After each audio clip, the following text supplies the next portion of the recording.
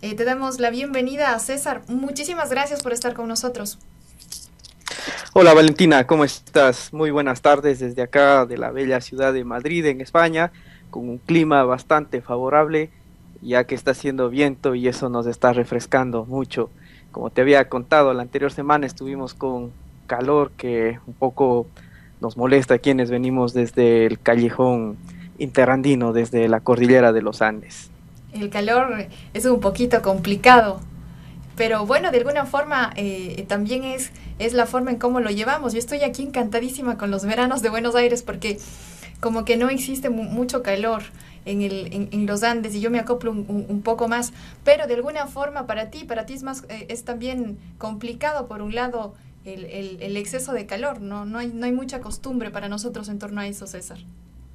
Sí, sí, por supuesto. A veces cuando uno viaja a la costa en el Ecuador, pues está feliz unos días en la playa, pero ya cuando se vuelve un poco largo o prolongado el tiempo que se está en la costa, ya se vuelve bastante complicado. Se Sí. vuelve complicado, sí. Cuéntanos, César, ¿cuál es el autor que tenemos para hoy para presentarlo en nuestro segmento de cine? Bien, justamente ya que estamos por España, por Madrid, vamos a hablar acerca de un poquito de cine español. Bueno, creo que la próxima semana también abordaré a otro cineasta español, pero en esta vez voy a abordar a alguien que es muy especial para mí personalmente, ya que fue gracias a este gran director, a este ilustre director español, que pude adentrarme al mundo del cine.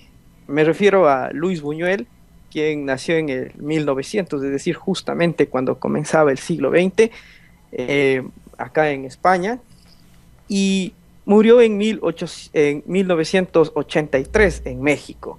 Bien, esto justamente va a darnos algunas pautas para entender un poco la cinematografía de Buñuel. Uno de los primeros datos que quiero referirme a en cuanto a la vida de Buñuel es justamente en su periodo en el cual empieza sus estudios universitarios acá justamente en Madrid. Él viene a estudiar ingeniería agronómica y él se inscribe en la Casa de Estudiantes, que es una organización fundada a principios del siglo XX por las autoridades españolas, justamente por el régimen republicano, que daba facilidades para que estudiantes de otras regiones del país pudiesen venir acá a estudiar a Madrid. Digamos, era una casa de acogida para estudiantes de bajo costo. Y justamente aquí en esta casa de estudiantes de Madrid, Buñuel interactúa con grandes figuras del mundo intelectual español, ¿no? Entre los cuales encontramos a Dalí, a este personaje multifacético, a este personaje completamente extravagante en sus últimos años.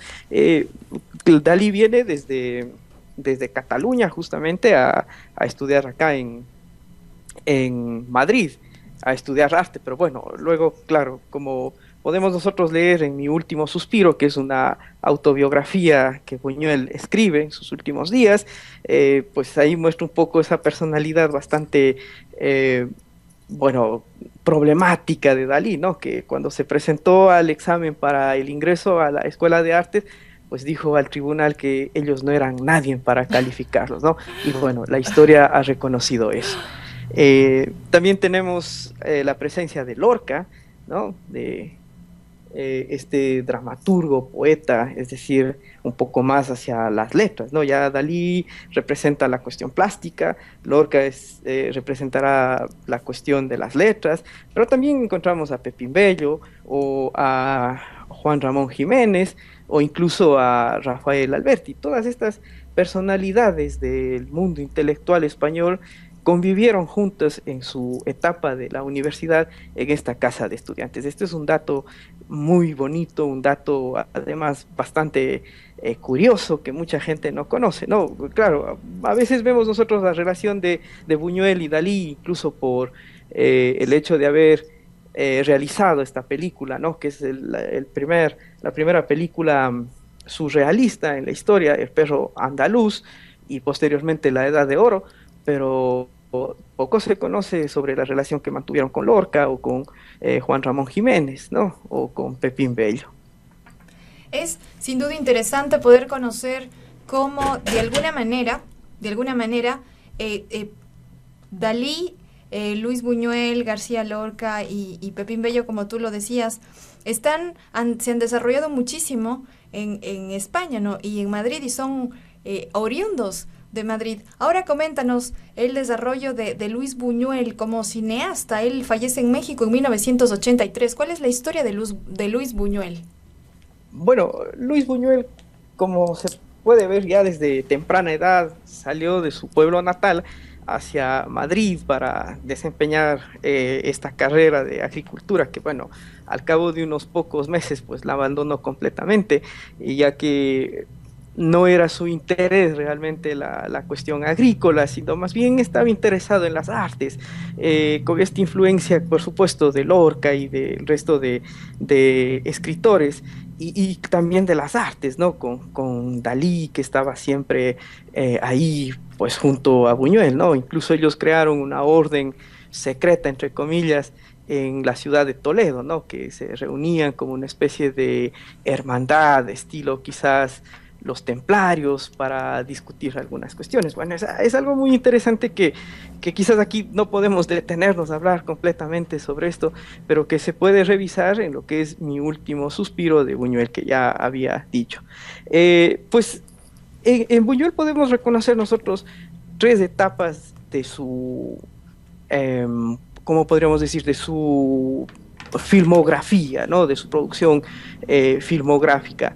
La primera es justamente esta que tiene esa relación directa con Dalí, en la cual plantean esta propuesta de un cine surrealista, ¿no? Con el pueblo andaluz, con la Edad de Oro, en la cual también son muy aplaudidos por todo el grupo de surrealistas que se encuentran en Francia, en París, ¿no? Breton, Magritte, Man Ray, etcétera. Todos estos surrealistas pues aplauden esas propuestas, esos ingenios justamente de este cine surrealista de Buñuel y de Dalí.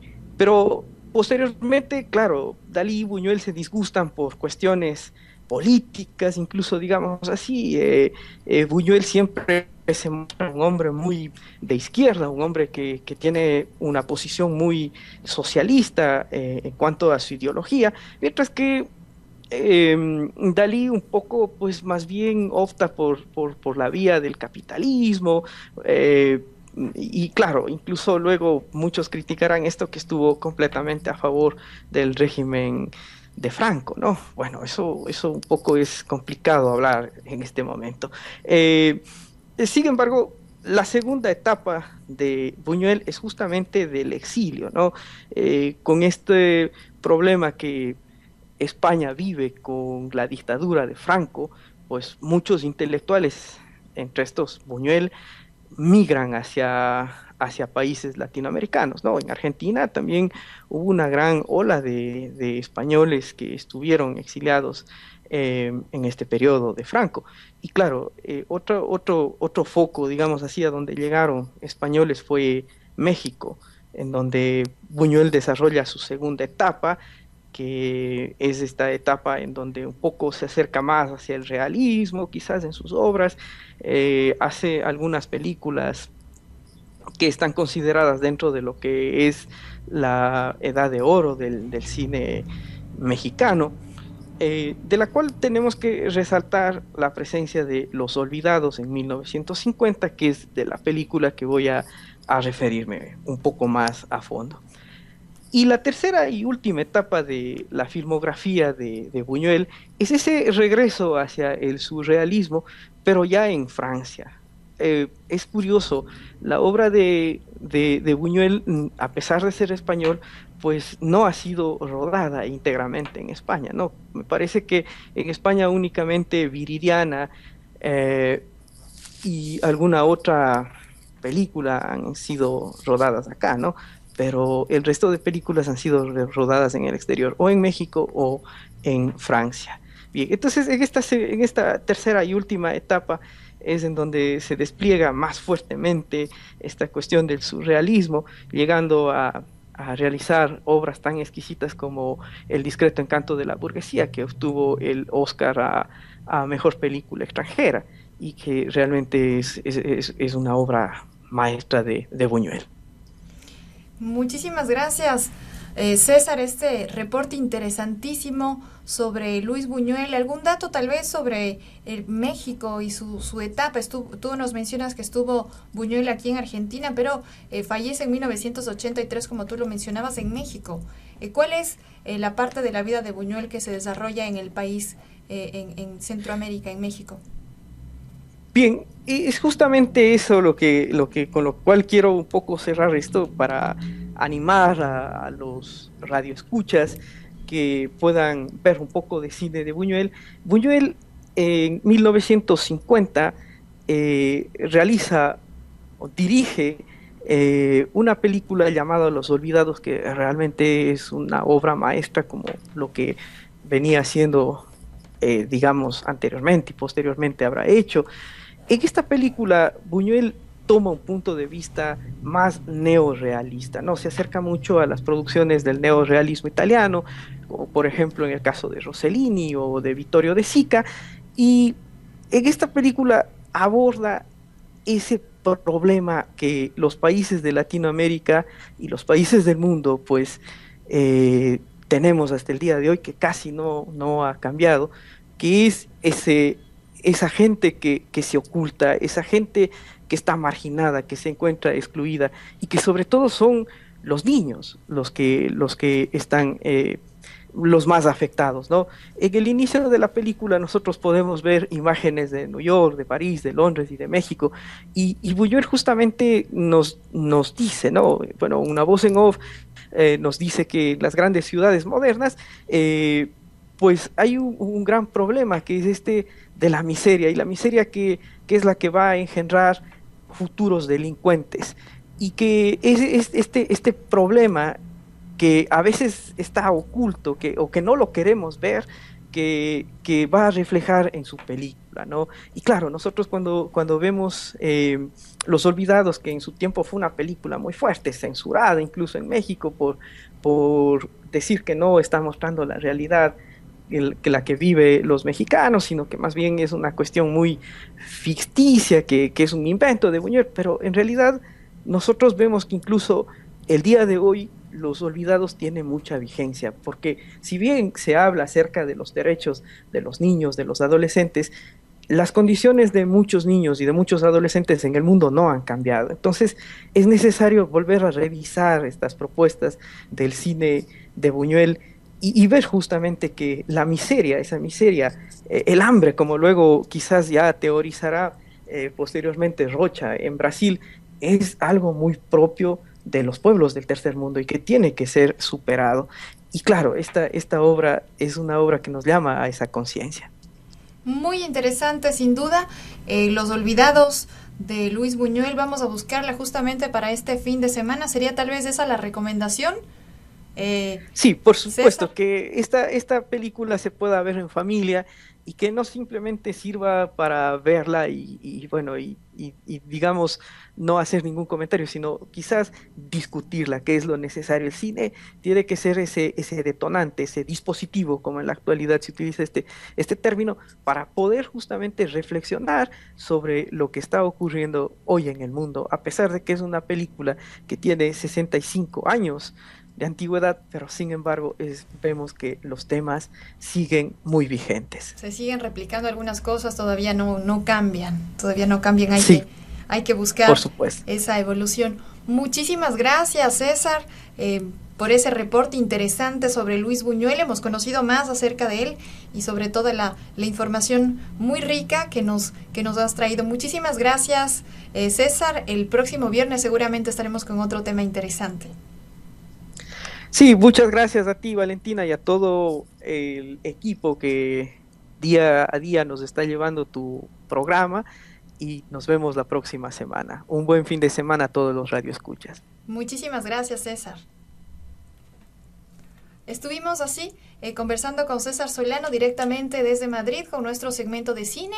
Recuerda que los viernes tenemos este segmento para podernos adentrar más en el séptimo arte, para poder profundizar más acerca del cine y de alguna forma un cine distinto, un cine diferente, un cine que nos lleve a la reflexión. Y en este caso, pues la película que nos ha recomendado nuestro experto en cine César Solano ha sido Los Olvidados, del año de 1950, de pues Luis Buñuel, una película que nos invita a la reflexión y también nos invita